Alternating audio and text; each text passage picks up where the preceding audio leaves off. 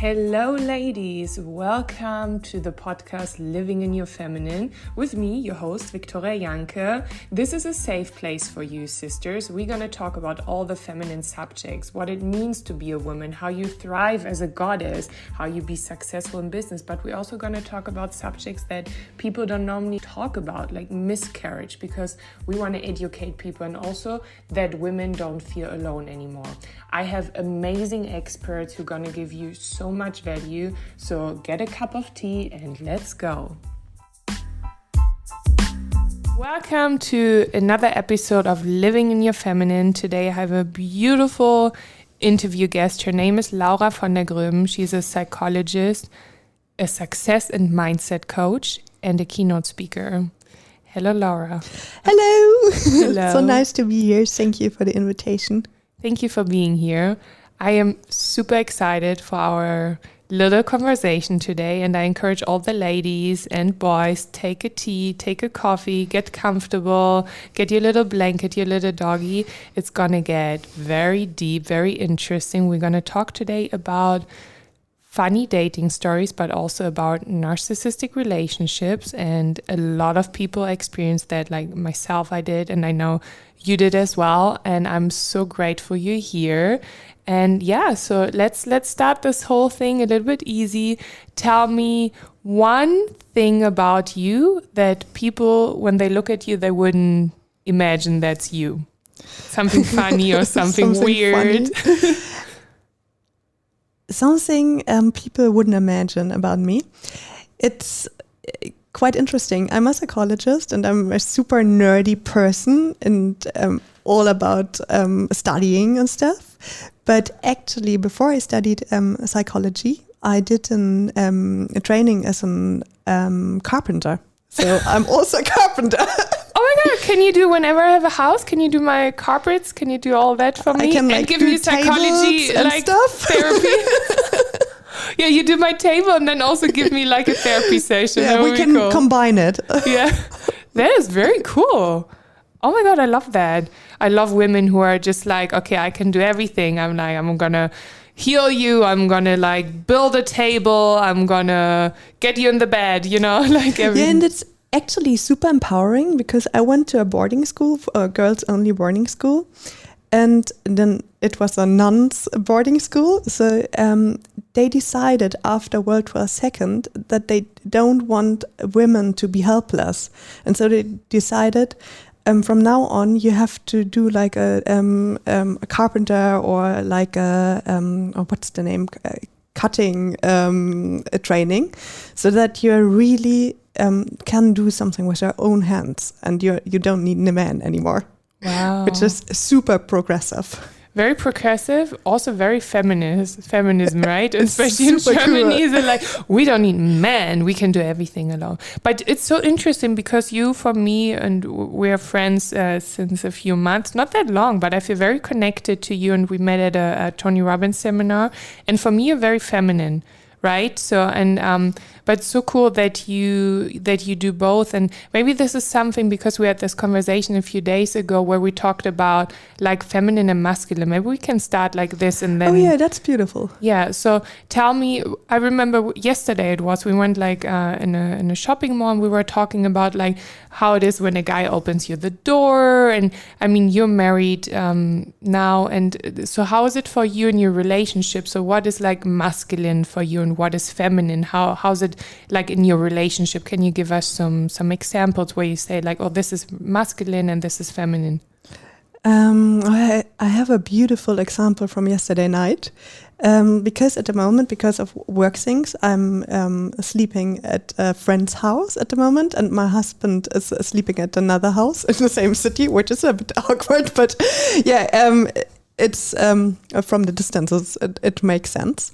So, but yesterday night we went out for dinner, and of course he's like accompanying me home, because even when his way back home after he brought me home is like 1 hour, but it's like, of course he's bringing me home. And your husband or the friend? No, my husband. Oh, okay. I was like, do you have a lover now? No, not yet. None of I Are know. you having an open marriage? No. My husband brought me home. Yeah. And I think that's really masculine because he's like, okay, I make sure that you are getting home safely. And I love that. Protecting you, right? Yeah. The man who's like protecting you, making you feel safe as a woman. Wow. Yeah, and also something like being vulnerable. For example, he still brings me flowers every month, every week when we see each other. But like in a nice way, it's not like, oh, here are flowers, but it's more like, oh, I thought about you and they reminded me of you. Here are flowers, and it's really, really beautiful. It's the doggy. She has a little cute dog, so I hope you don't mind. This is really like two girlfriends talking with each other. So there will be like sometimes a dog barking, or because I'm very clumsy, I might like throw something on the ground. But I'm going to leave that because I think that's very authentic and I'm all about authenticity. So yeah, I like this about the flowers. That's also... Tony Robbins talks about it, right? What a woman needs. She needs to feel like safe, seen, and understood. And it's very beautiful what you said, because your husband bringing you home, so he makes you feel safe in this moment. Then bringing you flowers, he sees you. He sees the beautiful woman that he has, and he wants to give her a present. And do you have like moments where... I mean, that's also understanding that you're sleeping at a friend's place and he's like, okay, my wife is gonna be with, here we are. Sorry. He's like, oh, okay, she's not sleeping with another person, but in another person's house. So that's also understanding. So that sounds very beautiful. And I have a question, because we talked about, we just went to a trip in Italy and we had like some deep conversations, and what inspired us for this podcast episode. We talked about our ex-partners, and we figured that we both had like similar situation with with narcissistic partners. And I wonder if you can share a little bit how you ended up in this relationship, who's not your husband, obviously, but how you ended up in this, and how you realized he's a narcissist. I think it has a lot to do with your self-worth, your feeling about who am I? Am I pretty? Am I a beautiful soul? Things like that. And of course, when we are younger, we don't have like this confidence, and it's something we can learn over time. And I was very insecure, and there was this fantastic looking doctor who was like older than me, and I was really, really impressed by him.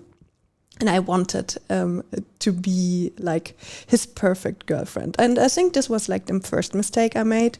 I wanted to be his perfect girlfriend. So I changed myself. So I thought, what kind of a girl would he like? And I tried to be this image of this perfect girl, which has obviously something to do with my own insecurity. So I think that was where it started.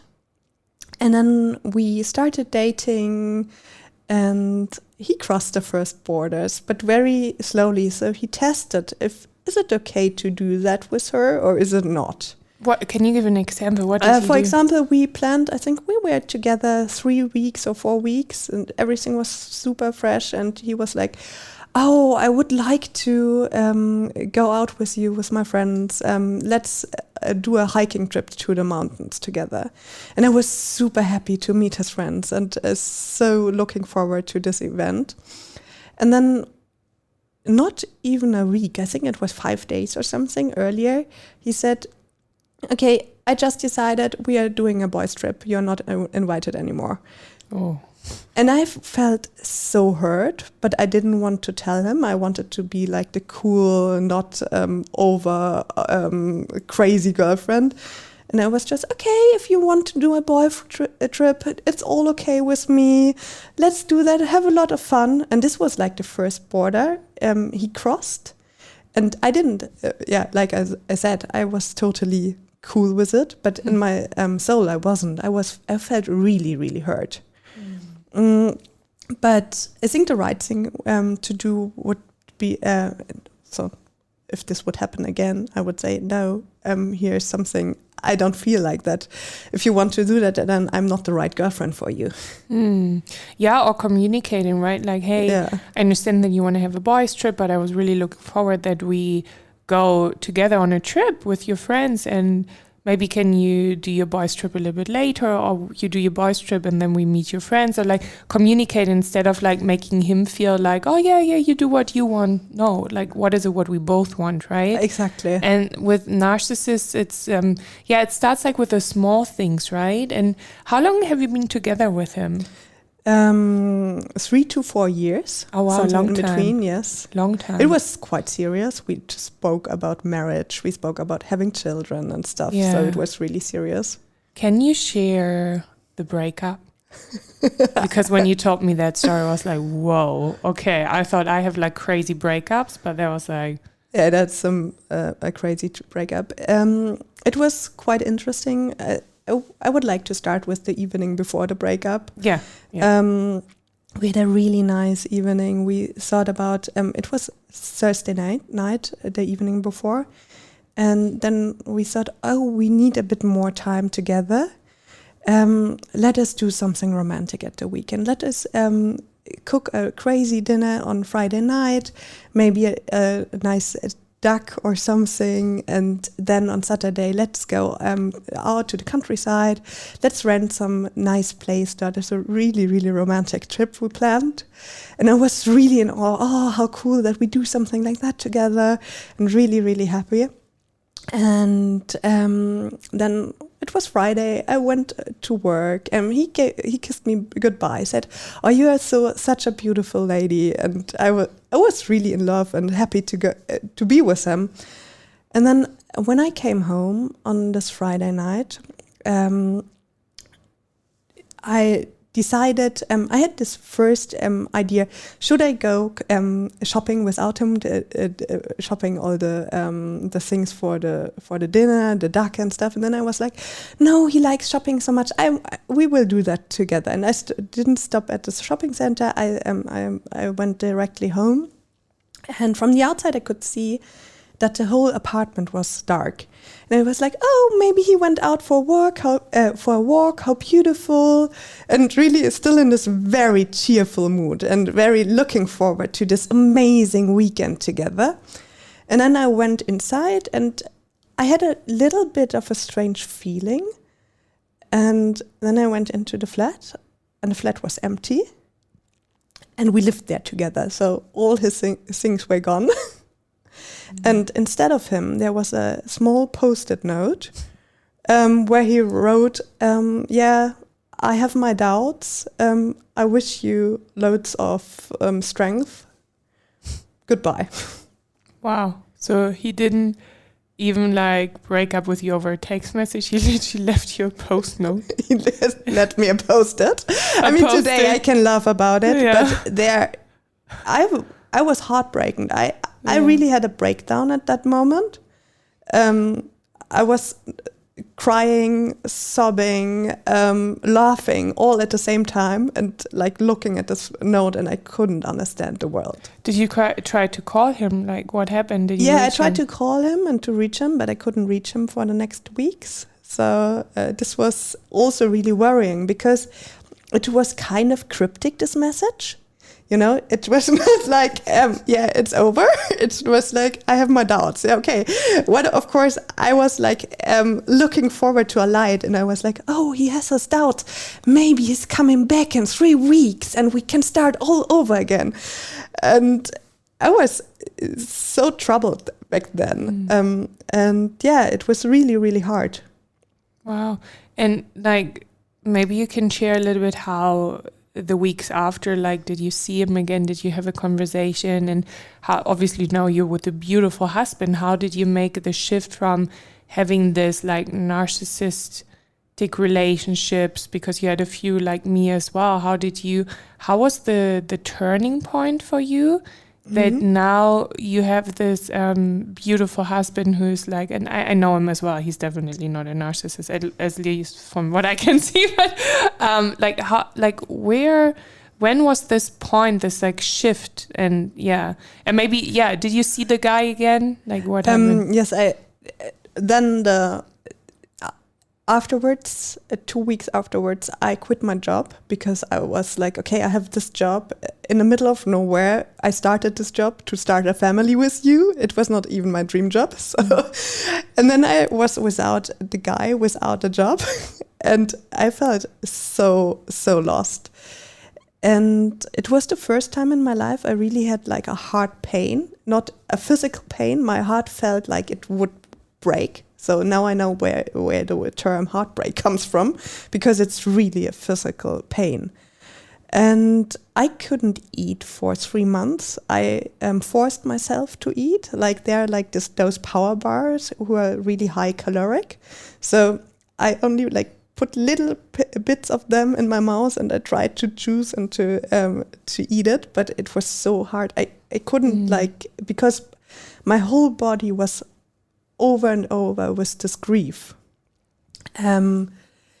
So that were the months afterwards, and I tried to reach him and to speak with him. And this happened in January, and I finally got hold on him in August, and we had like a conversation. But in between that, you are asking yourself, and you have all like those self-doubts, and what did I do wrong? Where did I lose him? What could I do differently to win him back? And all those crazy thoughts. And I think this was my first self-grow moment where I found peace in myself, because he wasn't there to give me answers. I didn't know why he broke up, because for me, obviously, on that point, everything seemed to be perfect. I mean, obviously it wasn't, but somehow I bought a story that it was.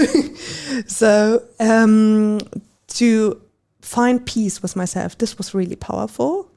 I worked a lot with myself. I wrote like down all the self-critic which I had in my mind, and I question it. Is it true? Is it absolutely true? How does this thought feel like? And I really went into those hard feelings.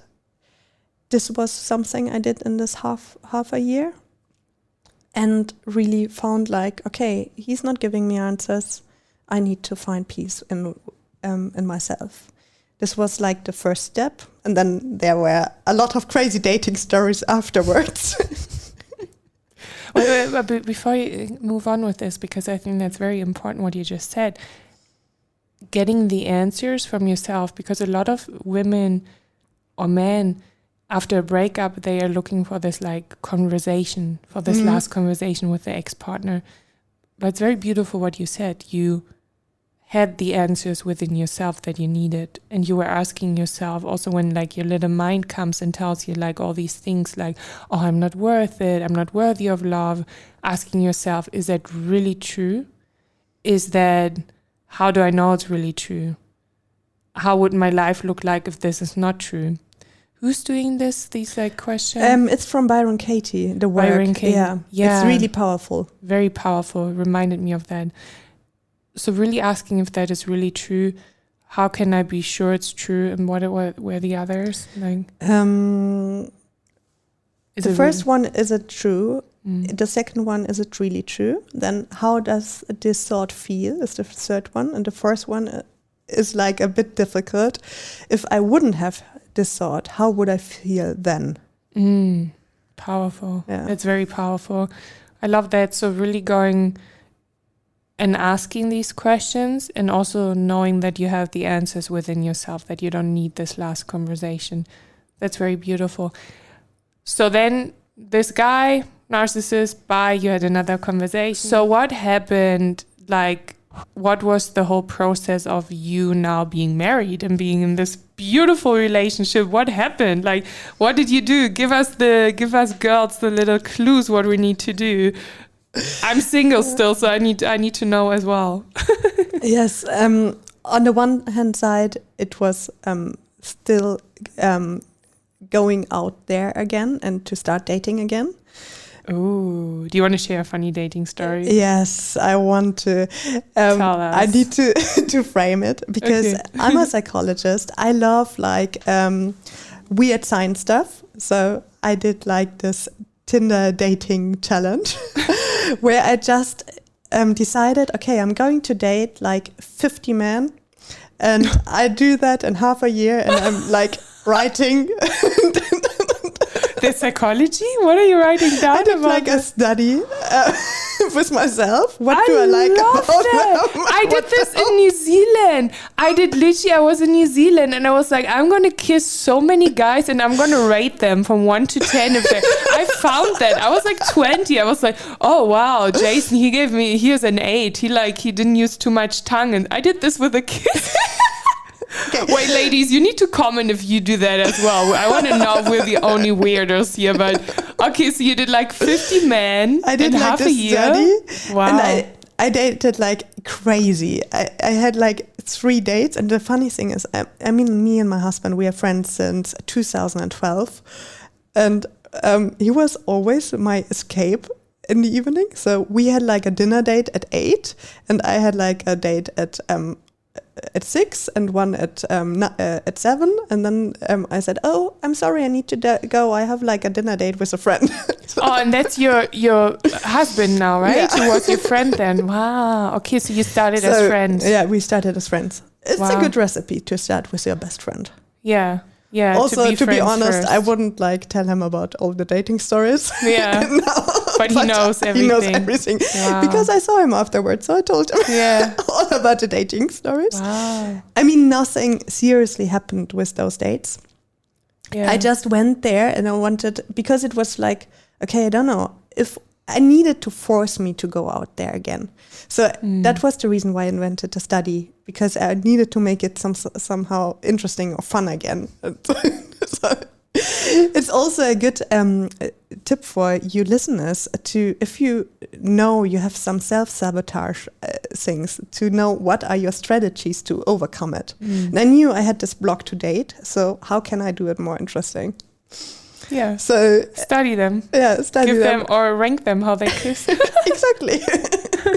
And what was a crazy dating story? You told me about this one where he put like this orchestra music. Oh, this was a fun story because it was like he planned the perfect date, but it wasn't, because he was not the perfect guy.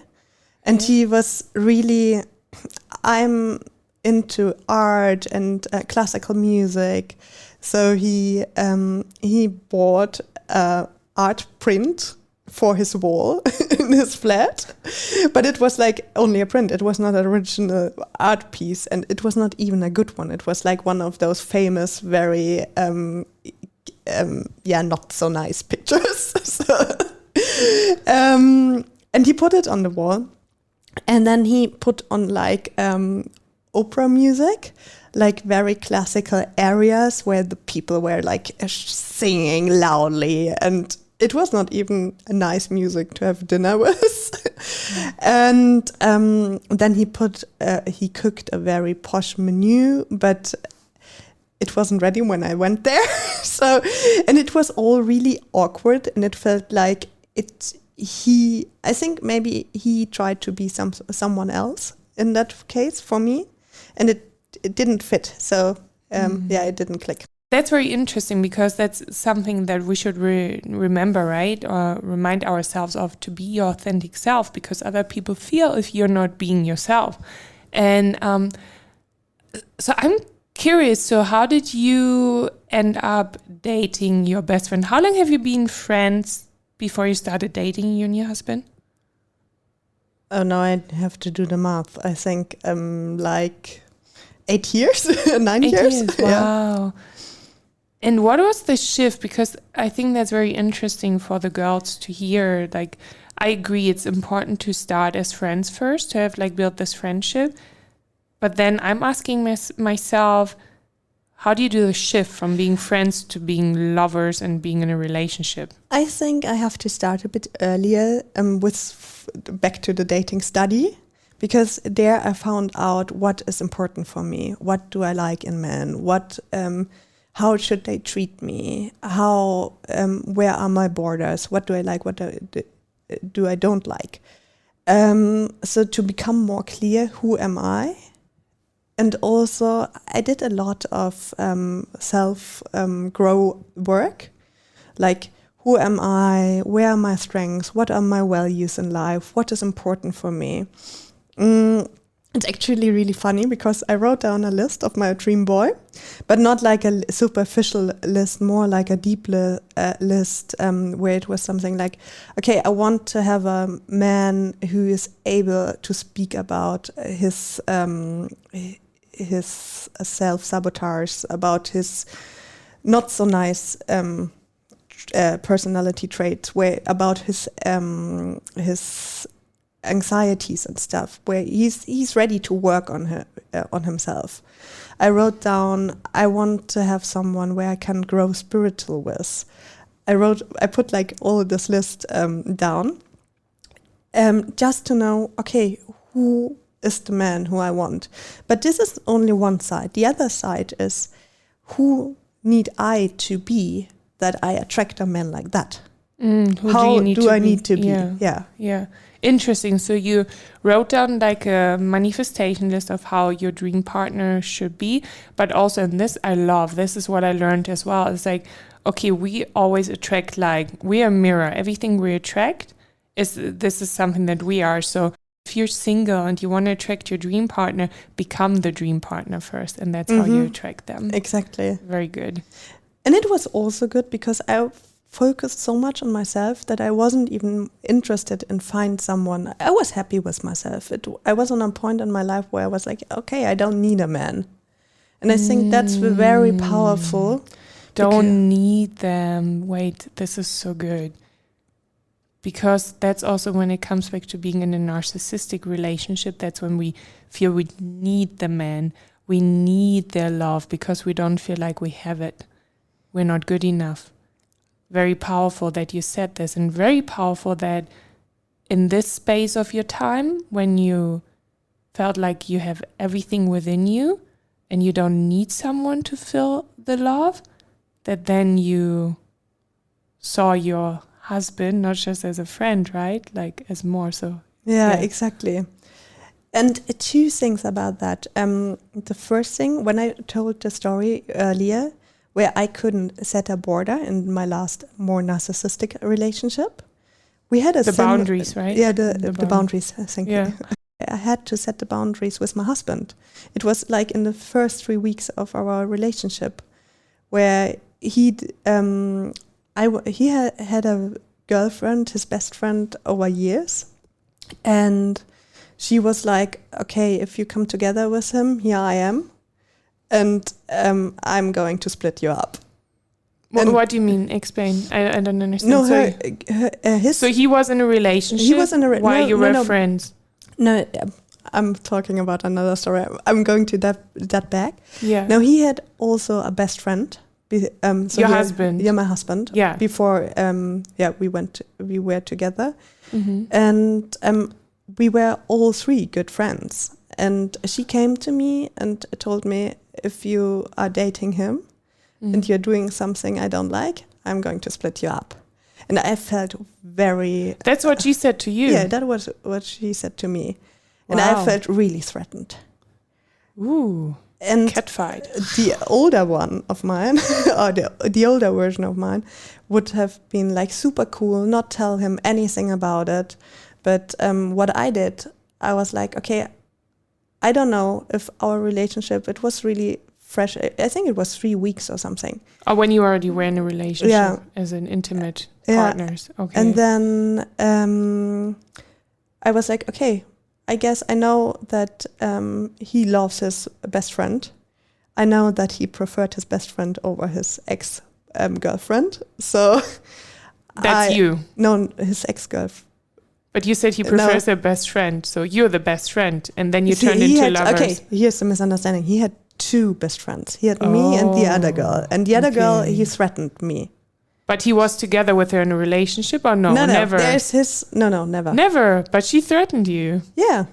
Oh, are they still best friends? No. No, okay. Which is, I think, kind of healthy. I think too. Because, but there was this point where I had to speak with him about that. And I went into this conversation and I was 100% sure that our relationship would not survive this conversation. But I was willing to go there because I knew, okay, this is me and I need that. And if he is not saying anything about that, he's not the right man for me. And I think that was the point where the mind shift was from the how let I treat other persons myself. How I let others treat me. Myself. Yeah, exactly. Yeah. Thank you. Yeah.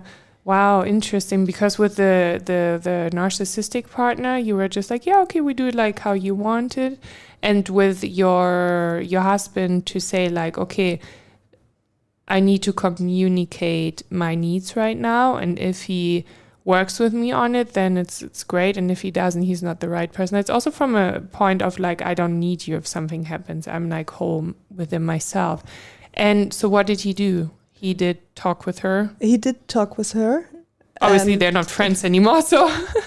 Yeah, I think they had a few conversations. I don't know about the conversation because I didn't want to know about that. I said, okay, that's your point of thing. You have to do it yourself. Yeah, and he said, you're the girl I want to marry, which I found really, here we are with the masculine. I found that really strong after 3 weeks, that he was like that secure that I'm the right girl. And I really like her. I want her in our life. But if she's not tolerating you, she's not on her place. So he was really clear about what he wanted and what he wasn't. And I think that's very manly. So yeah, so it's very masculine to make you feel safe again, right? So exactly. We're going back to the safe, and like, hey, I'm like, one of my friends is threatening the woman that I want to marry, so I'm gonna tell the friend like, here, like, stop and no further, because this is like, and that's also very interesting because the relationship should be the most important thing, right? Especially before like kids and everything, because if your relationship is not working, then your relationship for the kids, for example, is not working. Yeah. Not saying that we have kids now, but yeah. I have a little dog. Yeah, there's like kids. So cool. Yeah, wow, I love that. And I think the most key takeaways are really like having the answers within yourself, having the love within yourself, not needing someone and being in a whole place. And then when you come together with someone, communicating about both of your needs, right? I'm sure there were moments where he also communicated of course. Needs, where you're like, okay, let's work on this. So I feel this is very important. And with narcissists, one thing I think we both agree is like, you can't heal them. They need to do their own healing journey. Let's leave it like this. Better to find a husband like you have, and like, but you only found the husband because you worked on yourself. That's very interesting as well. You worked on your self-worth, because then you attracted a person who actually it gives you the worth as well. You already have the self-worth, but he is like, he's appreciating you. He doesn't take you for granted. He doesn't put his needs over your needs. So very interesting. And it's a two-way street. And also, I think, I mean, he was my best friend for so long. And I think earlier, before I did like the work on myself, I wouldn't be able to get his love, because earlier it would like, okay, what does he want? Something is wrong with him that he loves me so much. I think that would have been like my old way of thinking. Feeling not good enough, you're not worthy of the love, questioning it. Yeah. Or like when it's so nice and so good, you try to find something to manipulate it. Or to say he's not good enough that he likes me. So you put the other one down because you yourself feel very down. Because you don't feel worthy, so you put the other person down as well, so you're on the same level. Interesting. Wow. Okay, wow, this was very... a little bit different than I thought. I thought we only talk about the funny, like, dating stories. I love how deep we went. Is there anything you would like to share with the listeners, anything that's on your heart that you want to, like something you want to give to them, like something motivational, something that you want to share? Yes, to sum it all up, it's so important to give yourself the love, to work with yourself, to do it like in a lovely, in a loving way, and to look, where am I? What do I want to do? What is my aim? And also, where are my strengths? Where are my values? And then go for it. Yeah, really knowing like, who am I? Asking the questions yourself and like working on your self-worth. Yeah, working on your self-worth. Yeah, because your self-worth reflects on your relationships. Your self-worth is your net worth. It reflects on so many areas in your life. It's the key to your success, basically. Yeah, and happiness. Yes, happiness. But success is happiness. I find it sometimes so odd that we define success like only finances or money and stuff.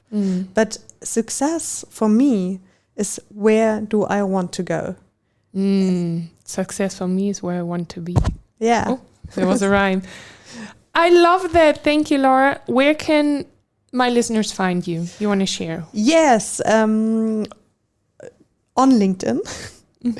It's my name, Laura von der Groeben. Groeben is Groeben, but I'm going to put it in the description anyways. Perfect. And I have also an Instagram account and stuff, but I'm mainly on LinkedIn. So follow Laura on LinkedIn.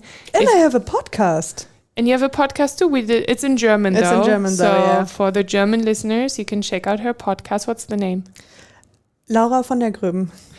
Easy. Her name. My name. So thank you so much. I enjoyed that very much. I don't think that's the last podcast episode we're going to record. We have so much in common and so much to talk about. I think everyone who stayed until the end, if you like this episode, please feel free to share it. Tag us. We're happy to see your love. And yeah, Queen, you're a goddess and you're worth so much more than you think, and you deserve the world. So take care, much love, and see you next week. If you like this episode, please rate, subscribe, and share it with other women. Let's create an amazing community of women living in their feminine. I see you next Thursday. If you want to stay connected with me, you can come and connect on my personal Instagram account at Victoria.Jancke. Until then, be living in your feminine, and I see you next week, my sister.